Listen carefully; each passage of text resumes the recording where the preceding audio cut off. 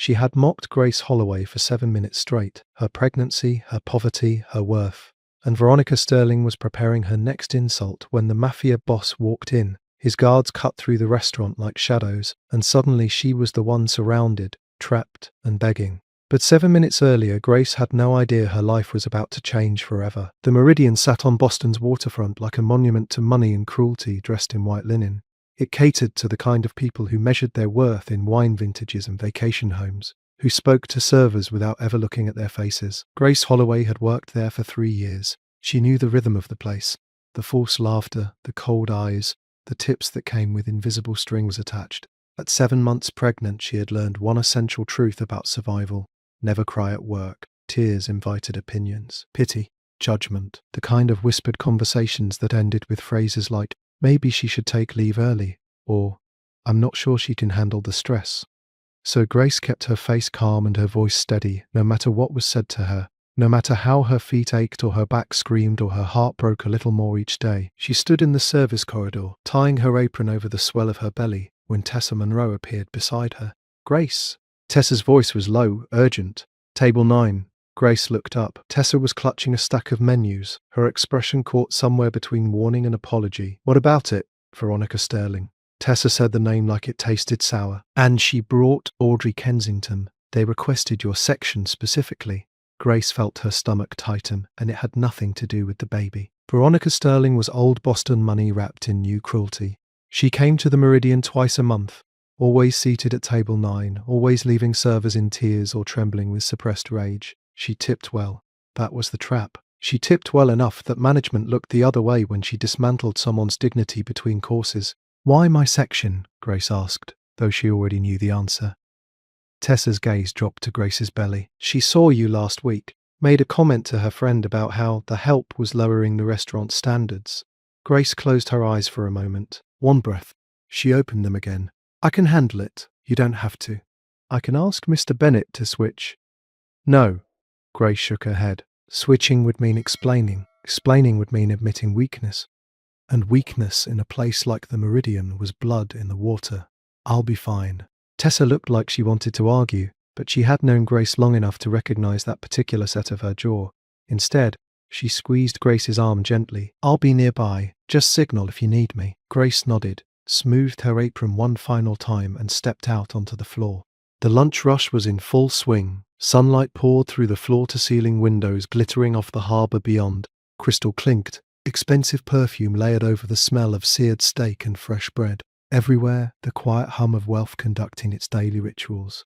Before we see what happens at that table, like this video, and drop your country in the comments, I want to see how far Grace's story travels.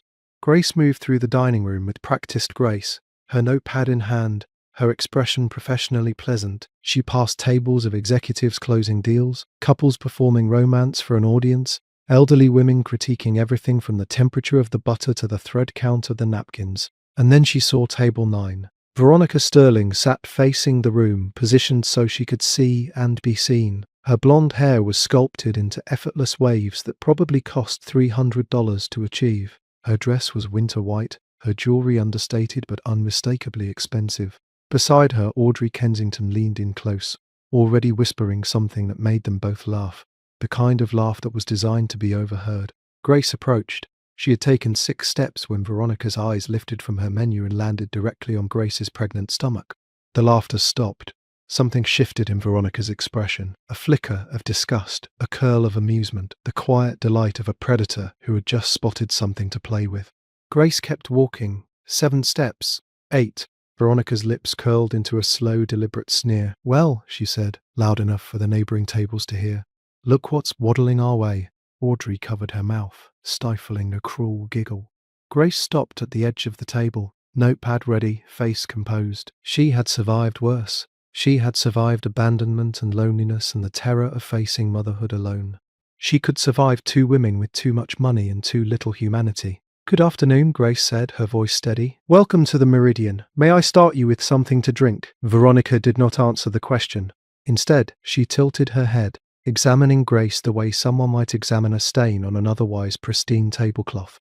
Honey, Veronica said softly, does management know you're out here like this, in your condition?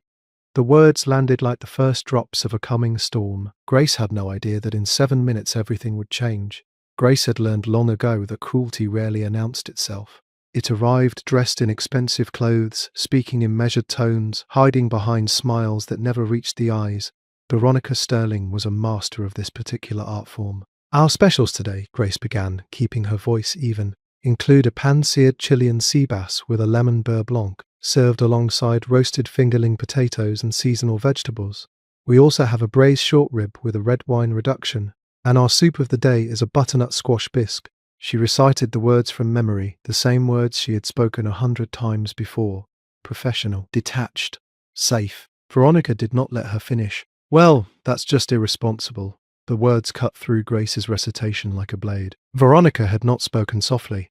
She had projected her voice with the precision of someone who wanted an audience, and the meridian provided one.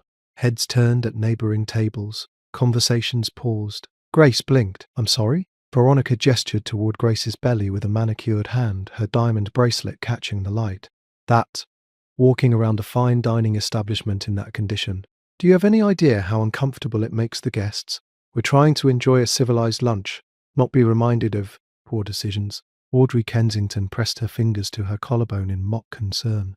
Veronica, be kind. Maybe she doesn't have a choice. Girls like her usually don't. Girls like her. Veronica repeated the phrase with relish, rolling it around her mouth like a fine wine. You're absolutely right, Audrey. Girls like her make one bad decision after another, and then they expect the rest of us to pretend it's normal. Grace's fingers tightened around her notepad. The edges of the paper bit into her palm. She focused on that small pain, used it to anchor herself. "May I take your drink order?" she asked, her voice betraying nothing. Veronica ignored the question entirely. She leaned back in her chair, studying Grace with open contempt. "Tell me something, sweetheart. Does the father even know? Or is this one of those situations where you're not quite sure who it might be?" A soft gasp came from the table to the left. An older couple, their forks frozen halfway to their mouths. They looked away quickly when Grace's eyes flickered toward them. "I'd prefer not to discuss my personal life," Grace said quietly. "If you'd like to order—" "Oh, she'd prefer." Veronica's laugh was sharp and theatrical. "Audrey, did you hear that? She'd prefer." She turned back to Grace, all pretense of amusement dropping from her face. "What you'd prefer doesn't matter here. You're a waitress. Your job is to serve, not to have preferences." Audrey leaned forward, her voice dripping with false sympathy. Maybe she thought getting pregnant would trap some man into taking care of her. That's what girls like her do, isn't it? Find some poor fool with a decent paycheck and... "A decent paycheck?" Veronica scoffed. "Look at her, Audrey. No man with a decent anything would touch that. This is clearly a situation where someone made a mistake in a parking lot and now she's stuck with the consequences." The words landed like physical blows. Grace felt each one settle into her chest, heavy and sharp. Her hands were trembling now, a fine vibration she could not control. She pressed the notepad harder against her palm, willing herself to stay still, stay silent, stay composed. Across the dining room, Mr. Bennet stood near the hostess stand. Grace could see him in her peripheral vision. He was watching. He had heard everything. He would have to be deaf not to, and yet he remained motionless. His expression was carefully neutral, the expression of a man who had decided that his job security mattered more than her dignity. No one was coming to help her. The realization settled into Grace's bones with a familiar weight. She had known this, of course. She had always known. But knowing something and feeling it were two different kinds of pain. "You know what I think?" Veronica continued, warming to her performance now that she had a captive audience. "I think management should have more standards about who they hire. It sends a message, don't you think? About the kind of establishment this is. I mean, honestly, pregnant waitresses? It's like eating at a Denny's." Audrey giggled. "Veronica, stop. You're being terrible. I'm being honest. Someone has to be." Veronica fixed her gaze on Grace once more, and there was something cold and satisfied in her eyes. "Honey, let me give you some advice. Free of charge, since I'm sure you can't afford much. No man worth anything is going to claim that baby. Whatever fantasy you've built in your head about someone swooping in to save you, let it go. You should know your place." The dining room had grown quieter. Patrons at surrounding tables were pretending not to listen while absorbing every word. A woman in pearls near the window allowed herself a small smirk. A man in a tailored suit shook his head slightly, though whether in disapproval of Veronica or agreement with her, Grace could not tell. Grace's throat burned with unshed tears. 7 months of hormones and heartbreak and bone-deep exhaustion pressed against the back of her eyes, demanding release. But she would not give Veronica Sterling the satisfaction. She would not let this woman see her break. "I'll give you a few more minutes to decide on your order," Grace said. Her voice came out steady. A miracle. A small private victory. She turned to walk away. She made it 3 steps before the front doors of the Meridian swung open. Afternoon light flooded into the restaurant, bright and blinding, silhouetting a figure in the entrance. Grace stopped. So did everyone else. The quiet murmur of conversation died instantly, replaced by a silence so complete that Grace could hear her own heartbeat pounding in her ears. Every head in the dining room turned toward the door, and in that moment, before she even saw his face, Grace felt something shift in the air, a charge, a warning, the unmistakable presence of power walking into a room that had forgotten what real power looked like. The guards entered first. 2 men in dark suits stepped through the doorway with the quiet confidence of predators entering a room full of prey. Their eyes moved in practiced synchronization, scanning faces, exits, potential threats. They did not smile. They did not speak. They simply assessed, catalogued, and dismissed every person in the Meridian within the span of 3 heartbeats. Then he walked in. Victor Hale crossed the threshold like a man who had never asked permission for anything in his life. He stood over 6 feet tall, his shoulders broad beneath a charcoal suit that had been cut to fit him and him alone. His dark hair was swept back from a face that belonged on Roman coins. Sharp jaw, high cheekbones, eyes the colour of a winter storm. He moved with an economy of motion that suggested absolute control. Every step deliberate, every gesture measured. The restaurant's atmosphere transformed in an instant. Forks paused mid-air. Conversations evaporated. The comfortable hum of wealth and privilege that had filled the Meridian moments before dissolved into something brittle and charged. Even the sunlight streaming through the windows seemed to dim, as if the very air had decided to hold its breath. Everyone in Boston knew Victor Hale, not because he sought attention, quite the opposite. He operated in the spaces between headlines, in the quiet rooms where real decisions were made. His name was spoken in whispers among politicians, feared in boardrooms, and never ever mentioned by those who valued their continued good fortune. The papers called him a businessman. The FBI called him a person of interest. The streets called him something else entirely. He was the kind of man who could end your career with a phone call and your life with a nod. Bennett materialized from somewhere near the hostess stand, his face flushed with a mixture of terror and desperate hospitality. He rushed forward, nearly tripping over his own feet in his eagerness. "Mr. Hale, what an honor, what an absolute honor." The words tumbled out in a breathless stream. "Please, allow me to escort you to our private dining room. We have an excellent table prepared, the very best in the house, and I can assure you that your experience today will be—" Victor did not look at him. His gaze moved across the dining room with the slow deliberation of a searchlight sweeping a prison yard. Past the executives who had suddenly become fascinated with their plates, past the society women who had stopped pretending to eat entirely, past the nervous waitstaff frozen in various stages of service. And then his eyes found Grace. She stood near the entrance to the kitchen, exactly where she had stopped when the doors opened. Her notepad was still clutched in her trembling hand. Her face had gone pale, her lips slightly parted, her entire body rigid with a tension she could not name. Victor's expression remained unreadable. His features could have been carved from granite for all the emotion they betrayed, but something shifted in the line of his jaw, a tightening, almost imperceptible, that spoke of recognition, of possession, of a fury so carefully controlled that only someone who knew him intimately would notice it at all. "Mr. Fire," Bennett was still talking, his voice increasingly desperate. "And our chef would be delighted to prepare anything you desire, absolutely anything. We have connections to suppliers who can source." Victor began to move. He walked past the manager without a word, without so much as a glance of acknowledgement. His guards fell into step behind him, their presence clearing a path through the dining room that no one would have dared obstruct anyway. Tables seemed to shrink away from him as he passed. Patrons pressed themselves back in their chairs, instinctively making themselves smaller. He was not walking toward the VIP section. He was not walking toward the private dining room. He was walking directly toward the section where Grace had just been humiliated. Directly toward her. If you already feel something building here, tap that like button, because what happens next? You are not ready. At table 9, Veronica Sterling had been watching the entire entrance with naked fascination.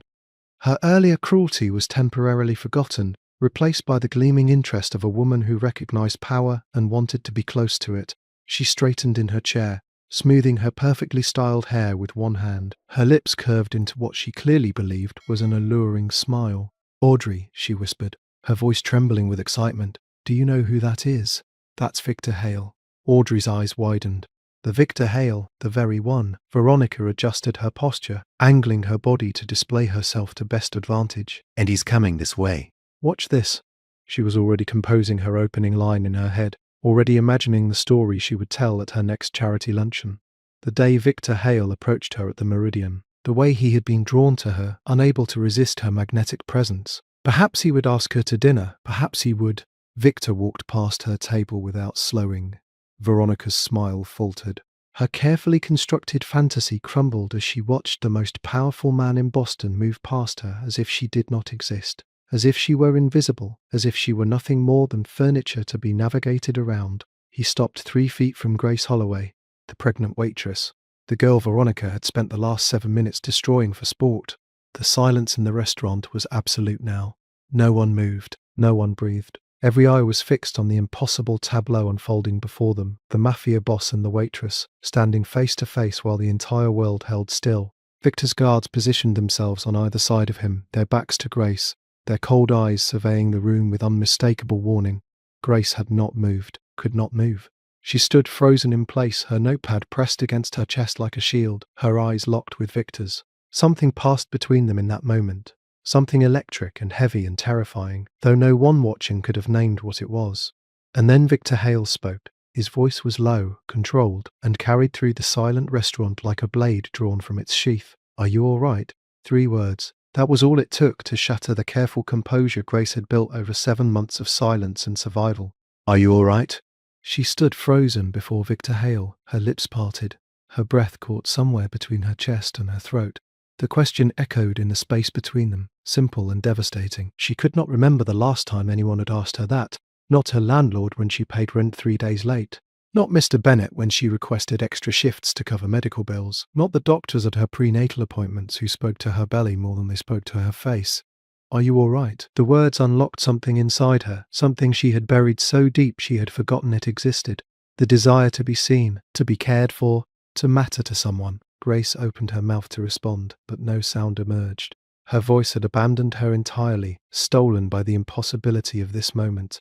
Victor Hale standing in the middle of the Meridian, his guards flanking him like sentinels, the entire restaurant holding its collective breath while he waited for her answer. Before she could find her words, another voice cut through the silence. "Mr. Hale, what an honor." Veronica Sterling had risen from her chair at table 9, her earlier shock transformed into calculated opportunity.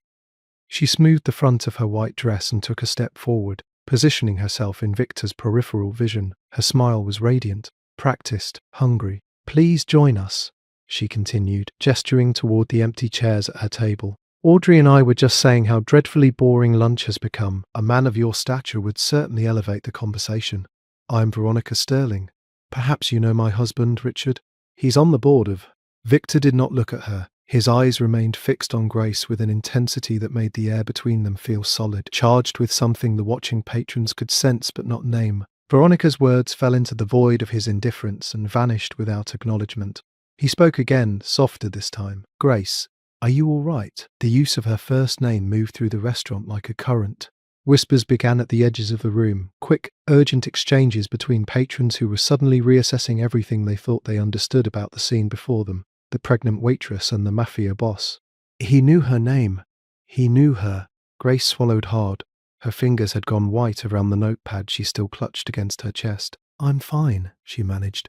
The words came out thin, unconvincing even to her own ears. "It's nothing." Victor's jaw tightened.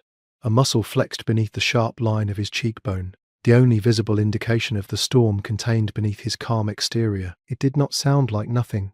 His voice was quiet, but there was something beneath the quietness, something coiled and dangerous, waiting for a reason to strike. Grace recognized it. She had heard that tone before. In private moments, she had tried desperately to forget. It was the sound of Victor Hale deciding that someone had made a very serious mistake. "Victor, please," she whispered. "Not here." The plea was so soft that only he could hear it. For a moment, something flickered in his eyes, a hesitation, a question, the ghost of tenderness he reserved for her alone.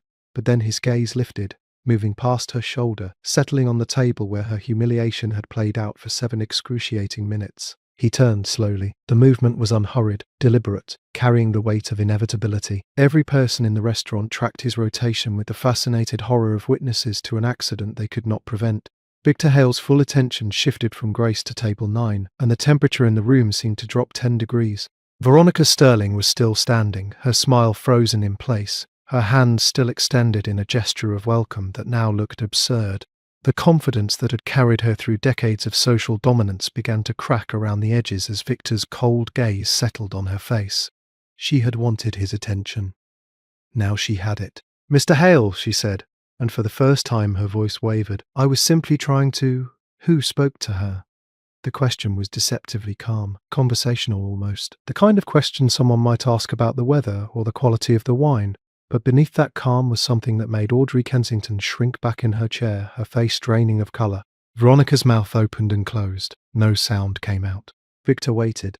The silence stretched, elastic and unbearable.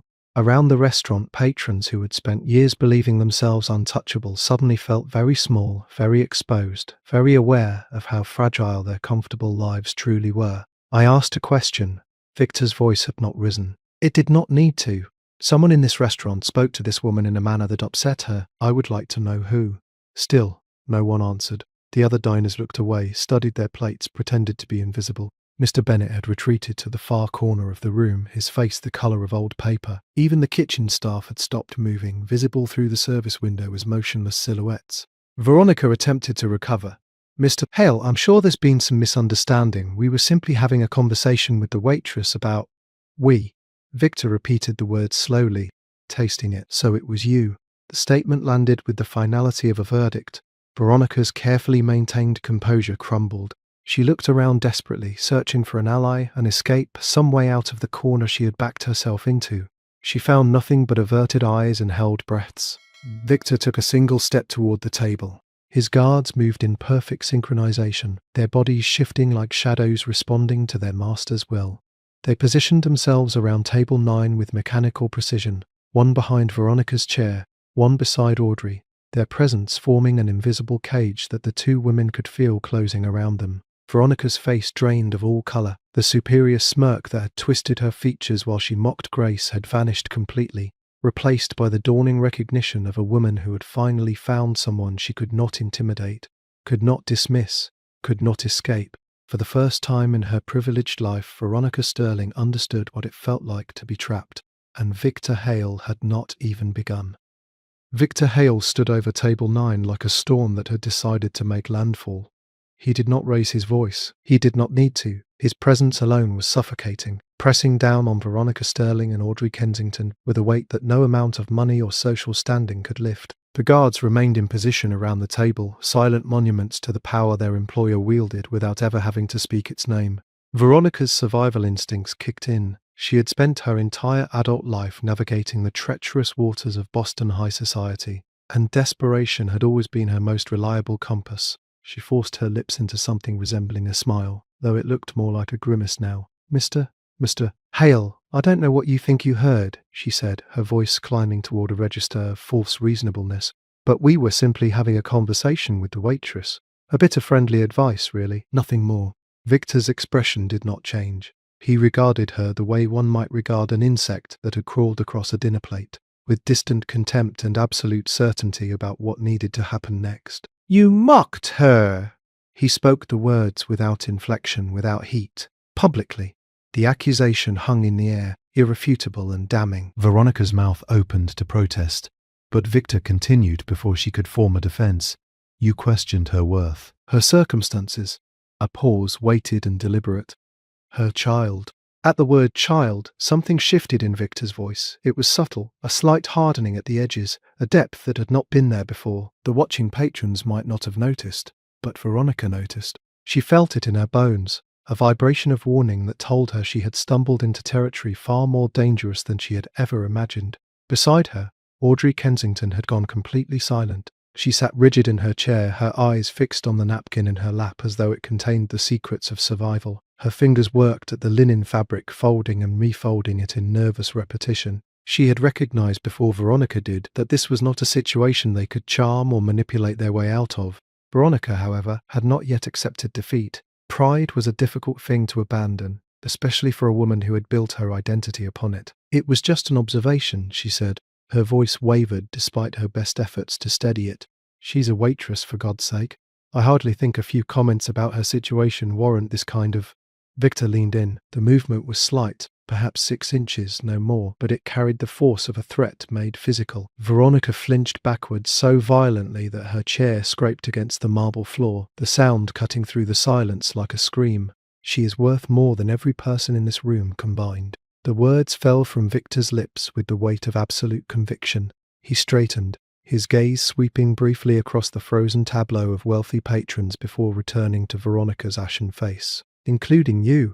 Gasps rippled through the restaurant like wind through tall grass. The carefully maintained illusion of normalcy that the Meridian's clientele had been clinging to finally shattered. This was no longer a scene they could pretend not to witness. No longer an uncomfortable moment they could later dismiss over cocktails. This was something unprecedented, something that would be whispered about in drawing rooms and country clubs for years to come. Near the hostess's stand, Mr. Bennet hovered in an agony of indecision, his hands twisted together at his waist, his eyes darting between Victor, Veronica, and the door that represented escape. Every instinct told him to intervene, to restore order, to do something that justified his position as manager of this establishment. But a stronger instinct, the instinct of self-preservation, kept his feet rooted to the floor. He had heard stories about Victor Hale, everyone had, and he had no desire to become one of them. In the doorway to the kitchen, Tessa Monroe stood with her hand pressed over her mouth. Her eyes were wide, glistening with unshed tears, fixed on Grace with an expression that mingled horror and hope in equal measure. She had watched her friend endure 7 minutes of cruelty in silence. Now she was watching something she had never expected to see. Someone fighting back on Grace's behalf, and Grace herself remained frozen in place, her heart hammering so loudly she was certain everyone could hear it. The notepad had fallen from her trembling fingers at some point, though she could not remember dropping it. Her mind raced to process what was happening, to make sense of the impossible scene unfolding before her.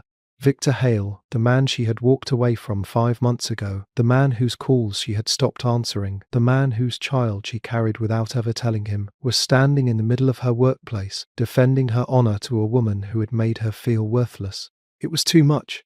All of it. Too much to feel, too much to understand, too much to contain. Veronica Sterling watched the exchange between Victor and Grace with narrowing eyes. The initial shock of Victor's confrontation was beginning to fade, replaced by something sharper. The desperate calculation of a cornered animal searching for weakness. She had spent decades reading people, exploiting their vulnerabilities, finding the pressure points that made them crack. And in the loaded silence between Victor and the pregnant waitress, she sensed something she could use. She grasped at her last thread of dignity, wrapping it around herself like armor. "And what exactly is she to you?"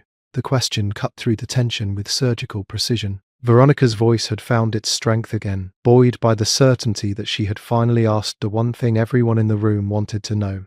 Her lips curved into a sneer that was half triumph, half desperation. "This waitress, this pregnant nobody." She gestured dismissively toward Grace. What could she possibly be to a man like Victor Hale? The restaurant held its breath.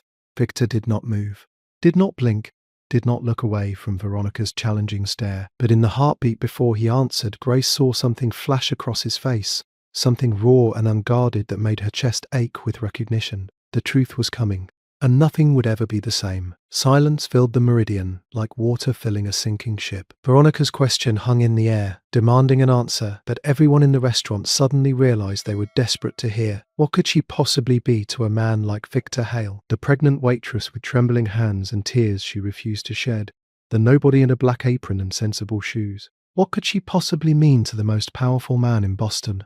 Victor did not rush to respond. He let the silence stretch. Let it grow heavy and unbearable. Let every patron in the room lean forward in their seats with held breath and racing hearts. When he finally moved, it was to straighten his posture, a subtle shift that somehow made him seem even taller, even more imposing, even more certain of what he was about to do. For the first time since he had entered the restaurant, something shifted in his expression. The cold mask of controlled fury softened at its edges, giving way to something deeper, something that looked almost like vulnerability. It was there for only a moment, a crack in the armor that no one but Grace would have recognized. He turned away from Veronica. His gaze found Grace across the room, and the rest of the world fell away. The watching patrons, the hovering manager, the guards standing at attention, all of it dissolved into background noise as Victor Hale looked at the woman he had never stopped loving. Their eyes met. In that look was an entire history the room could not see. Late nights tangled in silk sheets, whispered conversations in the darkness, the way he had traced the lines of her face as if memorizing something precious. The morning she had left without saying goodbye, convinced she could never belong in his world. The 5 months of silence that had nearly destroyed him.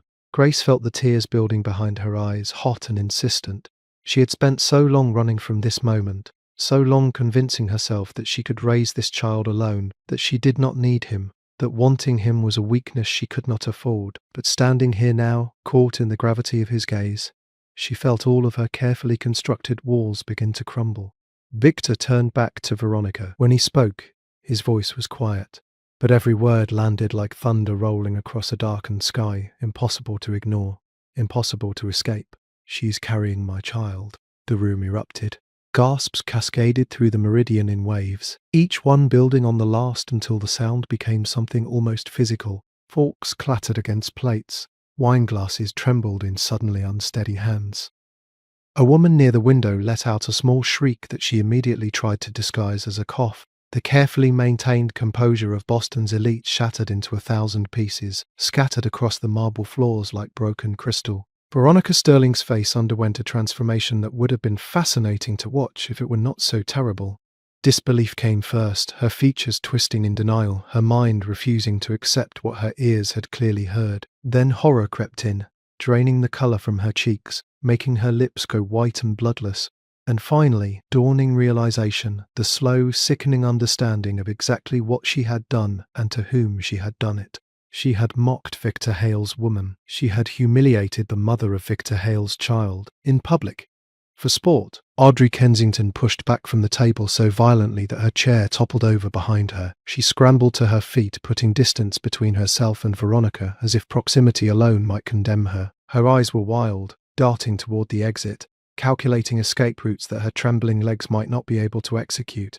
Across the room, Grace's hand moved instinctively to her belly. She cradled the swell of her pregnancy, feeling the baby shift beneath her palm as if responding to the chaos of the moment.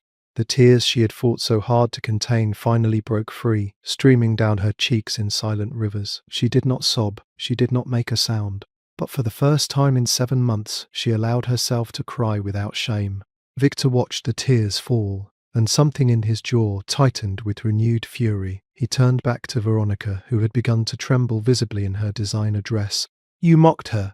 His voice remained level, controlled, but there was ice beneath every syllable. "You humiliated her in front of this entire restaurant, while she carried my child." He let the words settle into the stunned silence, let them take root in the minds of everyone present. "You questioned her worth. You called her irresponsible. You suggested that no man would claim her baby." Victor took a single step closer to the table, and Veronica shrank back as if he had raised a weapon. "You were wrong." Veronica's mouth opened, closed, opened again. Whatever defense she had been preparing died in her throat, strangled by terror. "And now," Victor continued, his tone dropping to something almost conversational, "you will answer for it." He raised one hand in a subtle gesture, a movement so small that anyone not watching carefully might have missed it entirely. His guards responded instantly. One of them produced a phone from his jacket and stepped away from the table, already dialing. The other moved with quiet efficiency, reaching past Audrey's abandoned chair to collect Veronica's designer handbag from where it hung. He placed it on an empty table nearby, well beyond her reach. Veronica watched her bag being removed with mounting terror. That bag contained her phone, her keys, her credit cards, every tool of escape and communication she possessed. Without it, she was trapped, helpless, completely at the mercy of a man who had already made clear that mercy was not on the menu. "What are you doing?" Her voice cracked on the question. "You can't. I have rights. I'll call my lawyer." "My husband will." "Your husband." Victor repeated the words with something that might have been amusement in another context. "Yes, we will be discussing your husband shortly." The guard on the phone spoke in low, rapid tones that Veronica could not quite hear. Whatever instructions he was receiving, whatever machinery was being set in motion, remained invisible to her. That invisibility was perhaps the most terrifying part. She had no idea what was coming. She only knew, with absolute certainty, that she was not going to simply walk out of this restaurant. If your jaw just dropped, you are not alone. Like this video and tell me, did Veronica deserve what is coming? Drop your answer in the comments. Grace watched from across the room, her hands still pressed to her belly, her tears still falling. She had wanted Veronica to face consequences. She had dreamed of it in the dark hours of sleepless nights. But she had never imagined this, never imagined him. Victor turned to look at her once more, and in his eyes she saw a promise that made her heart ache with something she had almost forgotten how to feel: hope. Victor Hale did not raise his voice. He did not threaten violence, he did not grab Veronica by the collar or overturn her table, or do any of the dramatic things that lesser men might have done in his position. His punishment was far more surgical than that. A scalpel where others might have used a hammer, precise and devastating and utterly without mercy. He stood before table 9 with his hands clasped loosely behind his back, his posture relaxed, his expression almost serene. To a casual observer, he might have been discussing the weather or commenting on the quality of the wine list, but every person in the Meridian understood that they were witnessing something far more consequential than casual conversation. Your husband, Victor began, his tone almost conversational, Richard Sterling.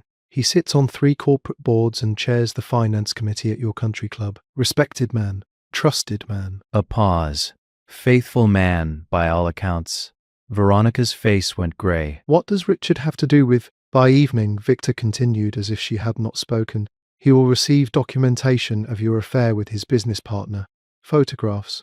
Hotel receipts. Text messages you believed were deleted. He tilted his head slightly. Did you know that nothing is ever truly deleted, Mrs. Sterling? Technology has a long memory. A strangled sound escaped Veronica's throat. Her hands flew to the table's edge, gripping it as if the floor had suddenly become unstable beneath her feet. That's not. You can't prove. I already have. Victor's voice remained level, almost gentle. My people are thorough. Your husband will have everything he needs to understand exactly who he married. The divorce proceedings should be illuminating. Audrey Kensington had begun to edge towards the aisle, her movements slow and careful, her eyes fixed on the exit. She had made it approximately 2 feet when one of Victor's guards materialized beside her, his presence an immovable wall of dark fabric and implied threat. She froze, a rabbit caught in headlights, and slowly sank back into her chair. Victor did not acknowledge the interruption. His attention remained fixed on Veronica. Your family's business, Sterling Development, correct? Your father built it from nothing. 40 years of work. He paused, letting the weight of history settle over the moment. They hold significant loans through First National and Commonwealth Trust, both institutions in which I maintain considerable influence. Veronica's breathing had become shallow, rapid. Her chest rose and fell in quick jerks beneath her designer dress. Those loans will be reviewed, Victor continued, carefully. Thoroughly. I suspect the review will reveal certain irregularities that require immediate attention. Accelerated payment schedules. Revised terms, the sort of financial pressure that makes it very difficult to maintain operations. You would destroy my father's company? Veronica's voice cracked on the question. He's 72 years old. He has nothing to do with... He raised you. Victor's response carried no sympathy. He created the conditions that allowed you to become the kind of person who mocks pregnant women for entertainment. His legacy is not separate from yours. The cruelty of the logic was breathtaking. Veronica seemed to physically shrink in her chair, collapsing inward like a building whose foundation had been removed. And your social standing. Victor continued his inventory of destruction with the calm efficiency of an accountant reviewing a ledger. The museum committees, the club memberships your grandmother secured 3 generations ago, the invitations that arrive each season like clockwork. He leaned forward slightly, and Veronica flinched as if he had struck her. All of it will evaporate. By tomorrow morning you will find that your calls go unreturned, your emails unanswered. The hostesses who once fought for your attendance will suddenly discover that their guest lists are full. You will become invisible, Mrs. Sterling, a ghost haunting the edges of a world that no longer acknowledges your existence. The tears cut tracks through her carefully applied makeup, leaving streaks of mascara down her hollow cheeks. Her shoulders shook with sobs she could not control. Her carefully maintained composure finally and completely shattered. Please, she gasped. Please, I didn't know. If I had known she was, that you were, I never would have. You did not need to know. Victor's voice cut through her pleading like a blade through silk. Cold, final, absolute. You did not need to know who she was or who the father of her child might be. You needed to be decent. You needed to treat another human being with basic dignity and respect. His eyes bore into hers, unblinking and merciless. You failed. The word hung in the air between them, a verdict delivered and sealed. Movement near the kitchen caught Victor's attention. He turned to see Mr. Ratapino said, Bennett hovering at the edge of the scene, his face a mask of barely contained panic. The manager had apparently found enough courage or desperation to approach, though he maintained a safe distance from the immediate radius of destruction. Victor addressed him without preamble. Grace is done working today. She will be compensated for the full month. She will not return to this establishment in any capacity related to employment. His gaze swept across the restaurant before returning to Mr. Bennett. And this table will never be served here again. These women are no longer welcome at the Meridian. Am I understood? Mr. Bennett nodded so rapidly his head seemed in danger of detaching from his neck. Yes, Mr. Hale. Absolutely. Of course. Whatever you say. Good. Victor turned back to Veronica, who sat slumped in her chair like a puppet whose strings had been cut. Beside her, Audrey remained frozen in place, her face bloodless. Her earlier attempts at escape abandoned entirely. You will receive detailed instructions within the hour, Victor told them. I suggest you follow them precisely. Any deviation, any attempt to retaliate or spread rumours or contact Grace in any way will result in consequences that make today's conversation seem like a pleasant lunch. He straightened his cuffs with precise, unhurried movements. Do we understand each other? Veronica could only nod, tears still streaming down her ruined face. The other patrons watched in absolute silence, forks abandoned, meals forgotten, wine growing warm in untouched glasses. They understood, with perfect clarity, that they were witnessing something that would never be spoken of publicly, something that would become legend whispered in private rooms, a cautionary tale about the cost of cruelty when the wrong person was watching. Justice, it turned out, did not always wear a blindfold. Sometimes it wore a tailored suit and spoke in quiet tones that carried the weight of empires. Victor led Grace away from the wreckage of Table 9 without touching her. He walked beside her through the stunned silence of the dining room, his hand hovering near the small of her back but never making contact. It was a careful distance, a respectful space that acknowledged everything that remained unresolved between them. The patrons they passed did not dare to stare directly, though Grace could feel their eyes following her like heat on exposed skin. His guards fell into position behind them, close enough to intervene if needed, far enough to grant the illusion of privacy. They moved toward a small alcove near the back of the restaurant, a curved booth tucked behind a partition of frosted glass, invisible from the main dining room. Victor gestured for Grace to sit, then slid into the seat across from her. For a long moment neither of them spoke. Grace stared at her hands folded atop the table. Her fingers were still trembling. The tears had stopped, but their tracks remained on her cheeks, and she could not bring herself to wipe them away. Everything felt surreal, suspended, like a dream she might wake from at any moment, to find herself back at Table 9, still absorbing Veronica's cruelty in silence. You didn't have to do that. Her voice came out smaller than she intended. She forced herself to look up, to meet Victor's eyes across the narrow space between them. His expression softened. The cold fury that had transformed him into something terrifying just minutes ago melted away, leaving behind the man she remembered from before, the one who had traced the lines of her face in the darkness, who had whispered promises against her skin, who had made her believe, however briefly, that she might belong somewhere after all. Yes, he said quietly. I did. Grace shook her head. Victor, I walked away. 5 months ago, I made it clear that I didn't want. You made it clear that you were afraid. His voice was gentle but firm. That is not the same thing. The words landed with uncomfortable precision. Grace felt her chest tighten, old wounds threatening to reopen. I wasn't afraid. I was realistic. She pressed her palms flat against the table, grounding herself. Your world, Victor. The people in it. The danger. You couldn't stay. He finished the sentence for her, and there was no accusation in his tone, only understanding. Only sorrow. I know. You left a note. 3 sentences. I don't belong here. Please don't follow me. I'm sorry. Grace closed her eyes. She remembered writing those words at 4 a.m, tears blurring her vision, her heart breaking with every stroke of the pen. She had convinced herself it was the right thing to do, the noble thing, the only thing that made sense for a woman who had grown up with nothing, who had no family name or social standing, or any of the armor that Victor's world required.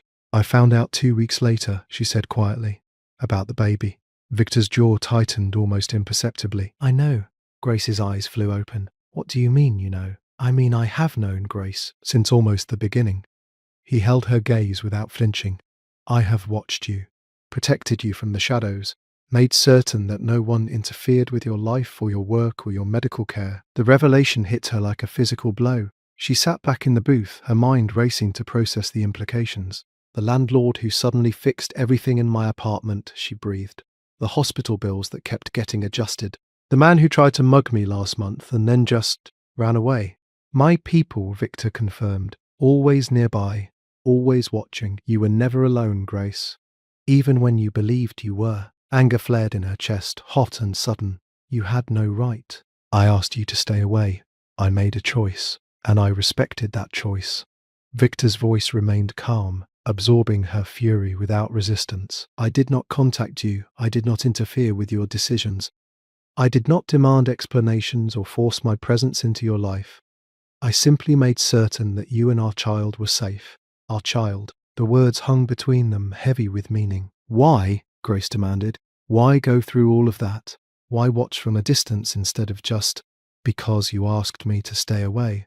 Victor leaned forward, and for the first time she saw the strain behind his composure. The sleepless nights etched around his eyes, the weight he had been carrying alone. And I would have, Grace. I would have stayed in those shadows forever if that was what you needed. But I will not stand by while someone hurts you. That is where my restraint ends. Grace felt the anger drain out of her, replaced by something more complicated. Gratitude and resentment tangled together with longing and fear, creating a knot in her chest that she could not untangle. I didn't tell you about the baby, she said quietly. I should have. I know I should have. But I convinced myself that you wouldn't. She stopped, unable to finish the sentence. Victor waited. The silence stretched between them, filled with 5 months of unanswered questions and unspoken truths. Grace thought about all the nights she had lain awake, one hand pressed to her growing belly, wondering if she had made the right choice, wondering if he would have wanted this child, or resented it, wondering if she was protecting herself or punishing him. She had to know. The question that had haunted her for months rose to her lips, demanding to be spoken. She met Victor's eyes across the table, searching for something. Truth, perhaps, or absolution, or the courage to accept whatever answer he might give. Do you even want this child? Her voice cracked on the words. Or is this just about your pride, some Mafia code about protecting what's yours? The question hung in the air between them, sharp and vulnerable and terrifying. Victor did not answer immediately. His expression shifted, layers of composure falling away to reveal something raw and unguarded beneath. When he finally spoke, his voice was barely above a whisper, and everything Grace thought she knew was about to change. Victor did not answer immediately. The silence that followed Grace's question stretched between them like a held breath, heavy with the weight of everything that had gone unspoken for 5 months. She watched his face, searching for the cold calculation she had always feared she would find there. The pragmatic assessment of a man who viewed the world in terms of assets and liabilities, leverage and loss. Instead, she saw something break. It was subtle at first, a flicker in his eyes, a loosening of the tension around his mouth. Then, piece by piece, the armor he had worn his entire adult life began to fall away. The man who had just dismantled Veronica Sterling's entire existence without raising his voice. The man whose name made powerful people tremble. The man who had built an empire on the foundation of his own unshakable control. That man disappeared. In his place sat someone Grace had only glimpsed in their most private moments. Someone vulnerable, someone afraid. When Victor finally spoke, his voice was stripped of its usual authority. Raw, unguarded. Human. I have built empires. The words came slowly, as if each one cost him something to speak. I have destroyed enemies who thought themselves untouchable. I have negotiated with men who would kill without hesitation and walked away with everything I wanted. He paused, his gaze never leaving hers. I have never begged for anything in my life. Grace felt her heart stutter in her chest. Victor rose from his seat and moved around the table. He stopped in front of her, close enough that she could smell the familiar scent of his cologne, sandalwood and something darker, something that had haunted her dreams for months. He did not touch her. He simply stood there, looking down at her with an expression that made her throat ache. But I would beg for you. The words fell from his lips like a confession, like a prayer, like the last defense of a man who had finally run out of walls to hide behind. For you, Grace. For this child. For the chance to be the man you need me to be. His voice cracked almost imperceptibly on the last word. I would get on my knees in front of everyone in that dining room if you asked me to. I would burn everything I have built to the ground if it meant you would look at me the way you used to." Grace's tears returned, spilling down her cheeks in hot streams she made no effort to stop. She had imagined this conversation 1,000 times in the darkness of her apartment, rehearsing what she would say, how she would respond, what answers she would demand. But she had never imagined this, never imagined him so completely undone. "Victor, I do not want you because of pride." He cut her off gently, needing to finish what he had started. "I do not want you because of some code or obligation or sense of ownership. I want you because every morning I wake up and you are the first thing I think of. Before business, before enemies, before anything else in this world." He sank down until he was kneeling before her, his face level with hers, his eyes glistening with emotion he had spent a lifetime learning to suppress. "I want you because I have watched you carry our child alone, and it has broken me in ways I did not know I could break. Every doctor's appointment I could not attend, every sleepless night I could not ease, every moment of fear and joy and wonder that I experienced only through reports from people paid to observe from a distance." His voice dropped to barely above a whisper. "I have missed everything, Grace, and it has destroyed me."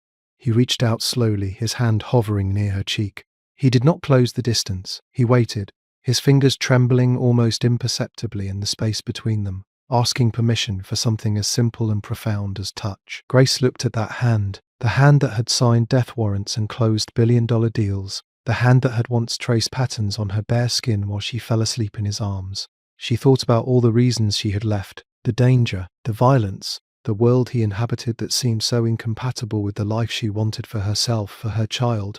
But she also thought about 5 months of invisible protection, 5 months of problems that mysteriously solved themselves, 5 months of a man keeping his distance because she had asked him to, even while his heart was breaking.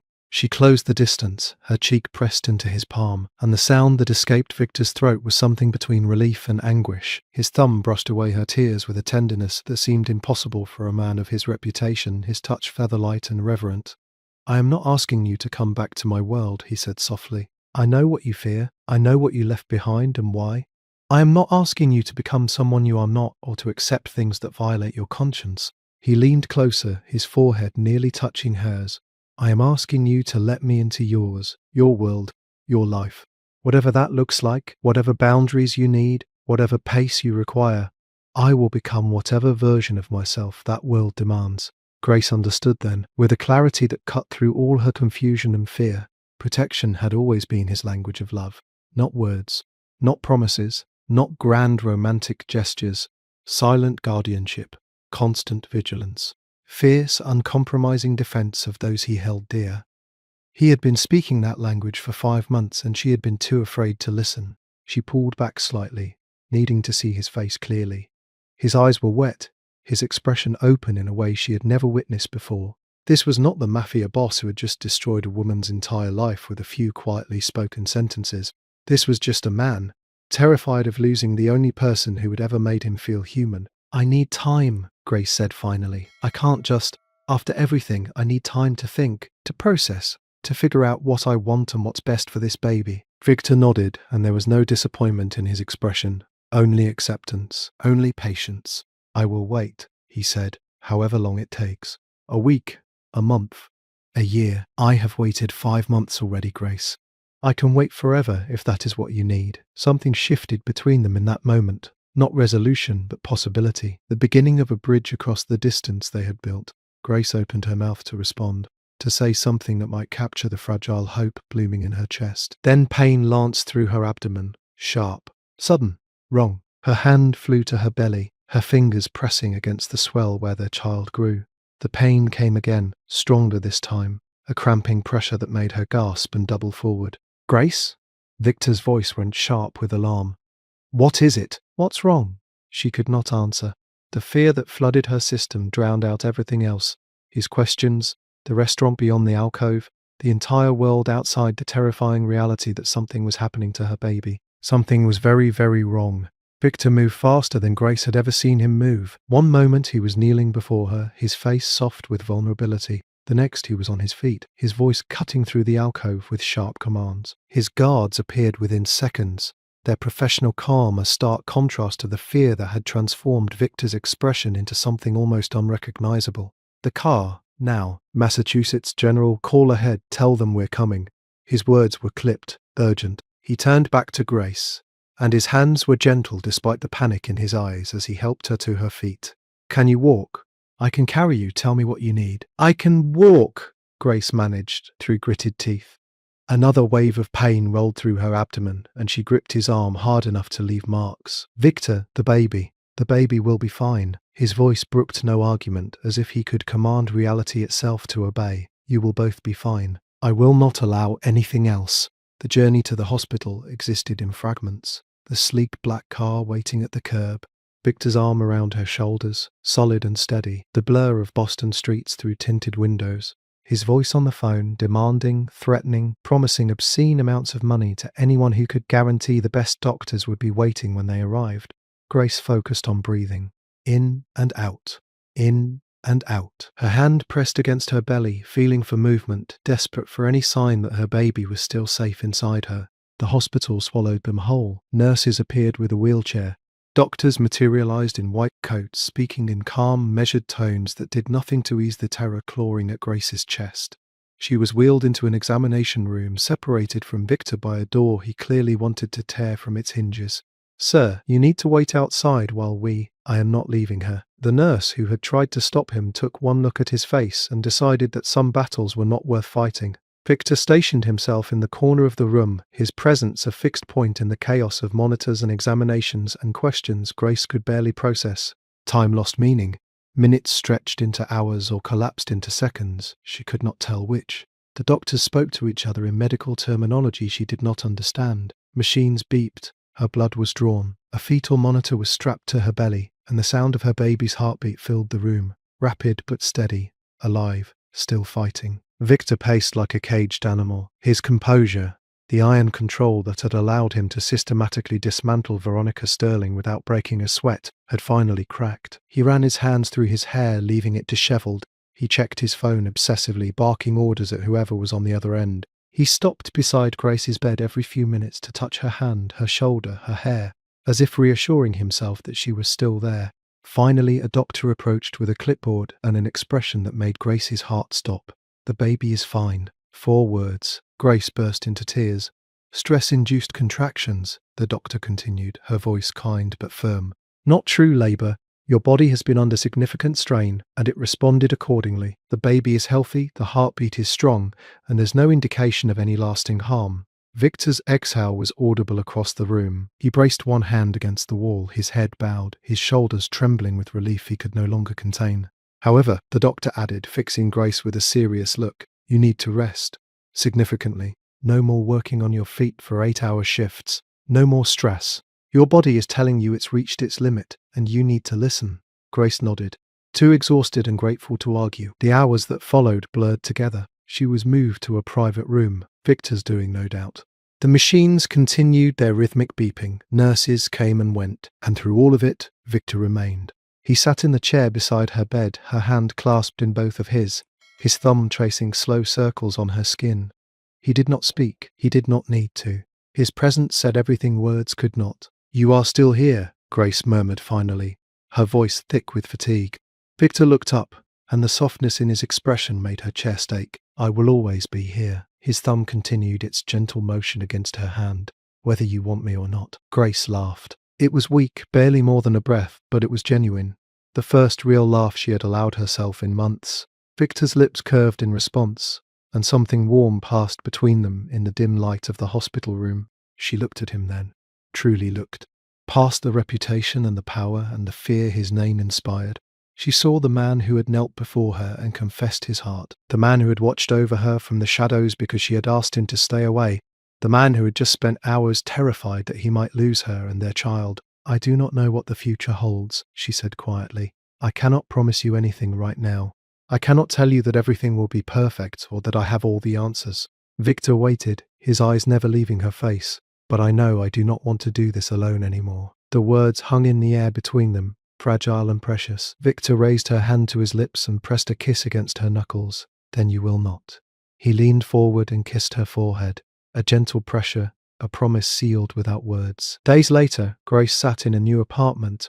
The sunlight streamed through large windows that overlooked a quiet street in Cambridge. far from the waterfront and the meridian, and everything that space represented. The apartment had been paid for by Victor but chosen by her. Every detail, from the colour of the walls to the furniture in the nursery, selected according to her preferences alone. She was no longer working. She was resting, preparing, healing. Her body was recovering from the strain she had pushed it through, and her mind was slowly releasing the fear she had carried for so long. Victor visited every day, sometimes for hours, sometimes just for coffee in the morning before his business demanded his attention. They talked. They laughed. They sat in comfortable silence and watched the afternoon light move across the walls. They were not together, not yet, but they were building something. A foundation, a beginning. Grace placed her hand on her belly, feeling the baby kick against her palm. Strong, healthy, alive. She did not know what tomorrow would bring. She did not know if she and Victor would find their way back to each other fully, or what shape their future might take. But for the first time in months, she was not afraid of the uncertainty. Sometimes love does not announce itself with fireworks. Sometimes it stands silently in the shadows, waiting for the moment it is needed most. And when that moment comes, it does not ask for credit. It simply arrives, fierce, protective, and undeniable. That is Grace and Victor's story. If it stayed with you, let me know in the comments. Do you think she made the right choice? And if you want more stories like this, subscribe to the channel. I will see you in the next one.